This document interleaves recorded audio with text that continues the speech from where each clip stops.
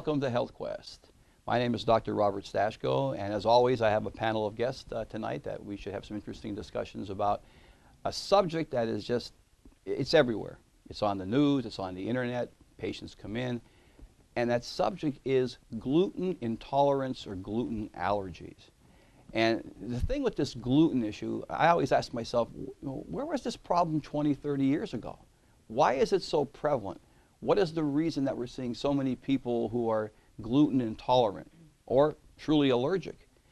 First of all, the important thing to understand is what is gluten. Okay, gluten is a protein that's found in 4 major food groups: wheat, barley, rye, and oats. Now when you think about it, guys, that's almost everything. That's your breads, that's your pastas, that's your noodles, that's your cookies, that's all your processed, if you go into the grocery store, it's all your processed foods. So you wonder why there's so much intolerance and sensitivity. We're being bombarded by it. And again, as always at HealthQuest, we always say if the body is working right, many times the body can handle whatever it's toxic or whatever it's allergic to. So we're going to kind of experiment a little bit about what the reason is and why this is such a big problem. But what amazes me as a practitioner is that most, if not all, autoimmune diseases have a triggering mechanism as gluten being at the base. And this is kind of scary when you think about it. I mean, autoimmune disease is on the rise. It is just, I mean, everywhere you talk, everybody you talk to, they're diagnosed with an autoimmune condition. So is gluten the primary cause of autoimmune conditions? No, my view is it's a triggering mechanism. Because we can't break it down, our body looks at it as foreign, and it begins to attack the gluten, of course, and of course the body itself. So that's why you see all, I'm talking about digestive complaints, bloating, gas, irritable bowel syndrome, autism, ADHD, fibromyalgia. How many times we hear fibromyalgia? Everybody's got fibromyalgia today. So a lot of these triggering mechanisms can go back to the gluten issue. And there's from what I read recently, over 3 million people diagnosed with this gluten problem in the U.S. alone, and every year it seems to be getting higher. It's an epidemic, is what it's basically boiled down to. Do you guys want to know what kind of blood tests might be? And people always are concerned about, well, how can we diagnose if it's truly a gluten sensitivity? Well, there's certain antibody tests they can run to see whether you have the allergy or not. There's a gene test that's just been developed to see whether there's a genetic component for the gluten. And what's interesting with the gene test, it doesn't necessarily mean that you're going to get a gluten problem. It means you're at risk if the gene is present. So these are the main blood tests that are seen with gluten allergies. Anybody know people or have any questions on specific gluten syndromes or conditions you guys can think of? There's a man that worked at the high school. His son at age 4 or 5 was diagnosed with a gluten allergy. And what are his main symptoms, Terry? Does he have other conditions? Couldn't eat any breads. Just digestive. And those kind of things, yes. Okay. Well, like we mentioned a little before about the major food groups and the foods it's in, there's some hidden factors with gluten too. Some of the things that are hidden would be mustards, ketchup, seasonings. We see a lot of seasonings that have gluten in it. And what's really shocking is a lot of prescription medications have gluten bases. So you start seeing everybody's bombarded with all this thing. But I always ask myself the question, okay, we have all this gluten stressing our body. What can we do now to actually maybe offset this? Is there anything that we can do to try to make it different? The best thing to do, first of all, is avoidance. I tell my patients all the time, for 6 weeks, get all of the gluten foods out of your diet as best you can. And see what these symptoms, if your symptoms of these conditions improve. I mean, that's probably the best way to start. What kind of condition is very serious that can develop from gluten intolerance? You guys have any idea what that is? Celiac disease. And celiac disease is an autoimmune condition. I mean, it's basically life-threatening. There are people who develop celiac disease that sometimes just don't make it. So it's just a horrible type condition. Well, what's the symptoms of that you can't eat that gluten? Well, you get a lot of digestive Is generally, that what it is? and you can have the pain syndrome, like the fibromyalgia can be affected because what it is, Sharon, it's a foreign protein that your body cannot break down, and therefore it attacks it. But in attacking it, it attacks self too. And that's where the autoimmune situation comes in. Now, my view, and even the scientific view of why this is happening, is because, let's face it, wheat, oats, rye, barley are no longer the same kind of foods they were 30 or 40 years ago. The agricultural industry has modified and changed wheat. I mean, wheat is not wheat. So think about it. You're putting this in the human body that's used to breaking down the normal protein component of what wheat is that's naturally grown. Now it's some hybrid. So how in the world, why do you think we're reacting to it? That's one of the biggest reasons. Are they adding things to wheat to change it? Yeah, there's a lot. it's Well, not because the of same? the growth factor and production of it, they're adding different chemicals. They're genetically modifying. I mean, soybeans, pesticides. Again, we go back to toxicity.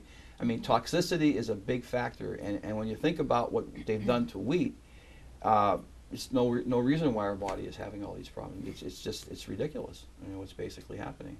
So we are our worst enemy sometimes. Yes. Now, what can we do in natural medicine to help?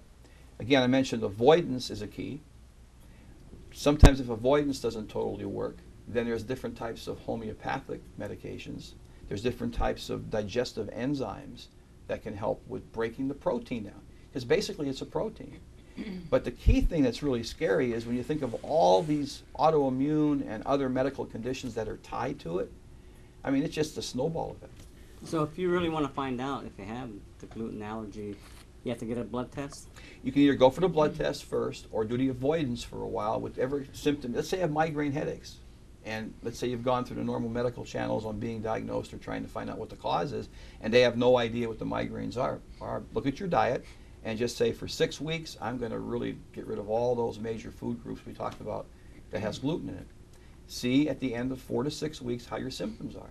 If the symptoms don't improve, then you might need to have more invasive tests done, like a colonoscopy, for instance, to measure if the gluten is destroying the villi in the intestinal lining. Just an ordinary blood test won't nail it Well, the down. antibodies can sometimes show too, but when it's really advanced, the only way to know for Right. sure if it's damaging, if you're heading for celiac, is to have the colonoscopy done and have it checked that way.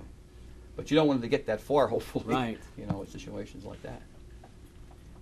But it's a sad situation because it's, again, going back to, like we've always talked about on the show, let's get our body working right so that our body can handle what we're doing to this world.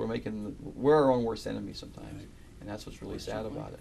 So you just have to eliminate a lot of grains, like breads and stuff like that, and then see how you do When you 6 think weeks about from it, there. too, Terry, think about Snack products. snack products, processed food. The key thing is to eliminate them. go into the store and look Junk at all, food. yeah, just look at the labels and say, it's like, what's left? So people will say, well, what can I eat? You know, well, you Good can eat question. good meats, chicken, fish.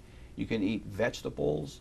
You can eat fruits. You know, these are foods that Right. we haven't really destroyed yet, I feel, at this point. So it's something we can still ingest. Right. But when you really think about it, it's in everything. I just saw recently, too, that people have an iPhone.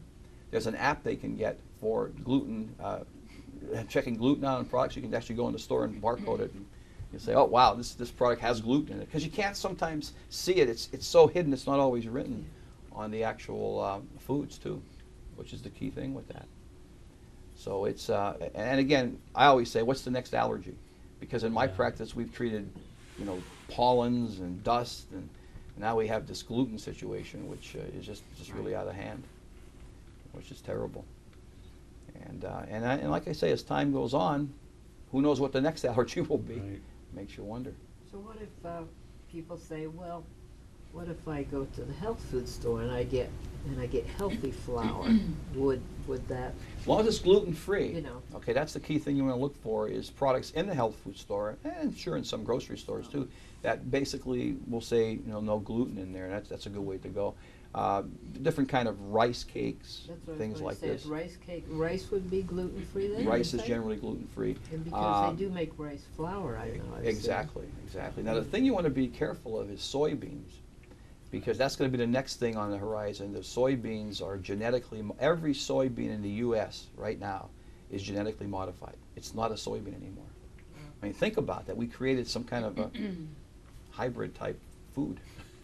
And it's all basically done, you know, for longer shelf life and, you know, basically marketing. Does that have something to do with what they're saying, it has a tendency to cause cancer? Soybeans? Soy? Yes, but because what happens is if we have Mutated so much. these substances that the body no longer sees as normal, Right. it begins to attack it. And again, a cell that changes in the body becomes a rampant cell, becomes Right. precancerous in areas like that. So Excellent. again, we have to go back to what we've talked about a lot of shows before. Look at our environment. Look what we're doing to everything. And if we're not going to change it 100% out there, we got to change our own ecology inside. And that's where natural products and medicines Right. come in, which is the key thing, something like that. So I think it was an interesting topic. And again, we could talk a lot about it. But basically, the common denominator is a lot of diseases that are autoimmune are tied to it. It's a triggering. It's not the main cause. It's a triggering mechanism. Well, the show is just about out of time again, and we just really go so quickly with these shows. So I just want to thank you all for being here, and remember, you write your prescription for your own health. Thank you.